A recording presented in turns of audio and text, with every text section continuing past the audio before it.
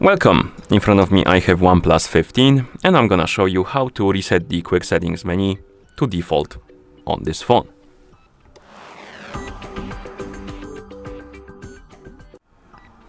First, let's open the quick settings. To do it, swipe down from the right top side of the screen, and here we have the quick settings. And basically, let's say you made some changes you don't like, and you want to basically just reset the menu to the default settings. You can tap right here on the more options icon, then tap on customize quick settings, and here at the bottom you will see this reset layout option. Simply tap on it, tap on reset, and then if you go back, the quick menu should be back to the factory default.